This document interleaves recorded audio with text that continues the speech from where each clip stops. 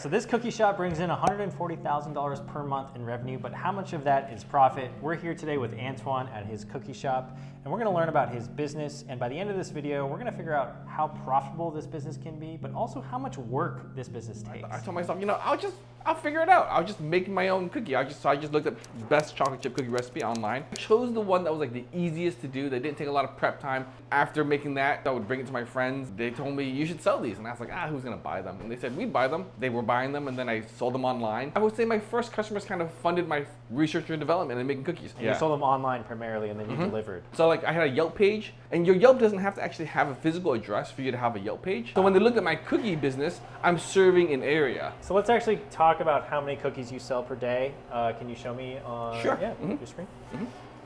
Okay, let's put, oh my God, this is heavy. Yeah. On an average month, what do you think your revenue is? Both shops or just one shop? Both shops. Sure. Last month, both shops pulled in $132,000 in revenue, but in December, $162,000.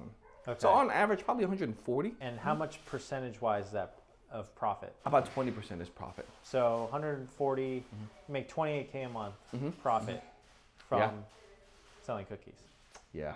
Humphrey, what do you think the best seller is? The chocolate chip, 54% is the best. Oatmeal chip, honeycomb. Chocolate chip is our best seller, and actually this cookie menu is listed in order of how well the cookies sell. Chocolate chip is about 20% of our sales, and Summer Stream Macadamia is about 4% of our sales. And yesterday we sold 2,052 cookies. So can we go to last month, Sure. January? Last month we sold 60,000 cookies. So $130,000 in gross sales last month. That's great. What happens to the cookies at the end of the day? At the end of the day, all the cookies we have left over, we might have 100 cookies left over. We'll put them into a bag of 5 and we'll sell them for $5. Customers really like it because they get them for half off. They get them for $1 a cookie, and they don't have to choose the cookies. They just kind of pick up a bag and they're like, I'll take this one. So it kind of makes it an easier decision for them, costs less, so we don't throw away any cookies. So how many of those do you sell? Let's see. So in January. Sure, we can take a look.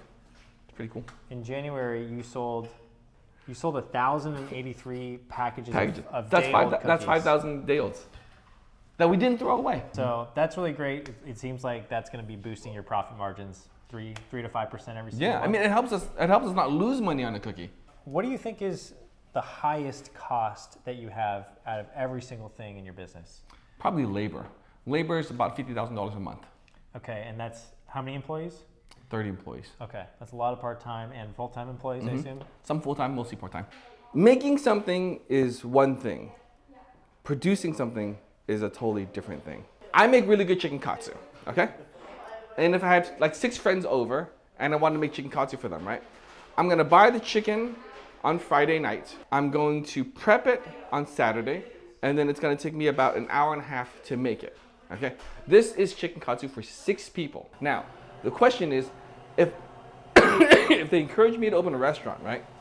Say you should open a chicken katsu restaurant. Okay, can I produce chicken katsu for 200 people every day?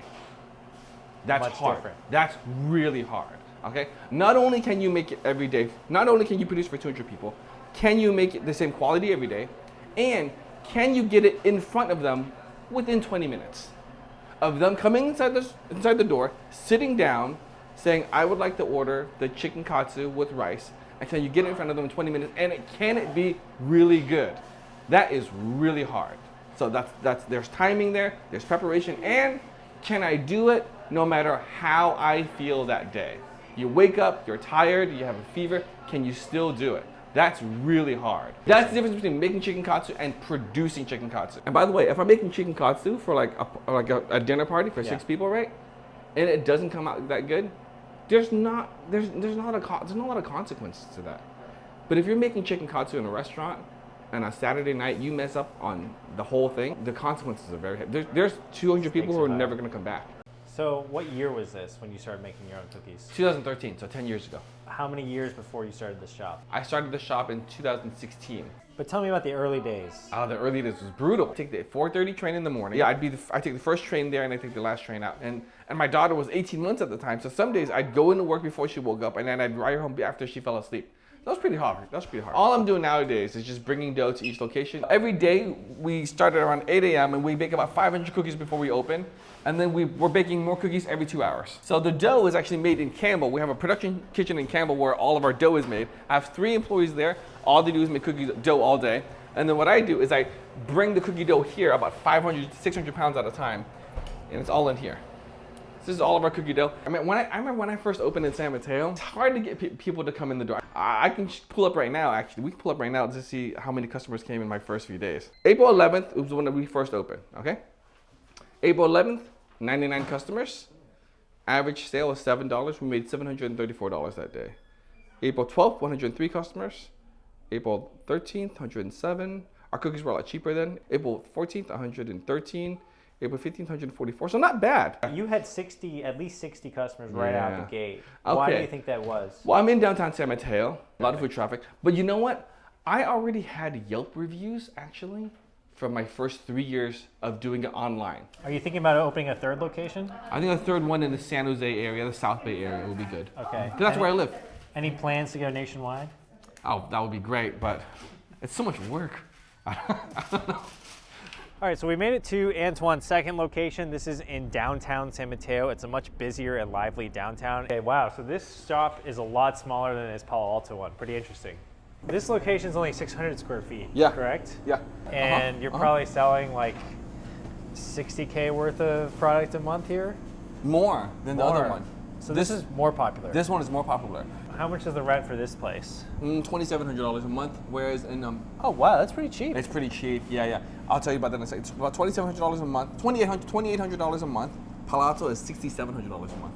So Palo Alto's real estate is much more expensive than San Mateo. So Yeah. this is actually probably, in terms of your revenue for both stores, this is probably more making up more of the profit. Yeah. Biggest takeaways of running this business is, well, consistency equals trust. Okay, so you have to be consistent with what you offer. And like, I don't know, someone asked me like, well, you have to be really good, right? And actually, the most successful businesses in the world are consistently average.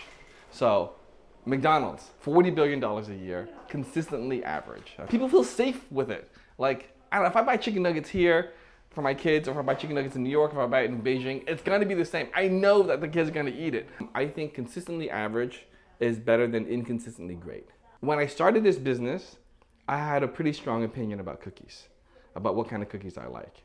And every year, my opinion matters less because I have something stronger. I have data that tells me what people like. All right, so Antoine, thank you for showing us both of your stores today and being so transparent with your finances. I think that a lot of people watching will get a lot of value out of that and also realize how hard it is to run a small business. Yeah. Check out his stores, San Mateo, Palo Alto, if you're ever in California. It's a pretty good lifestyle business. It's pretty good.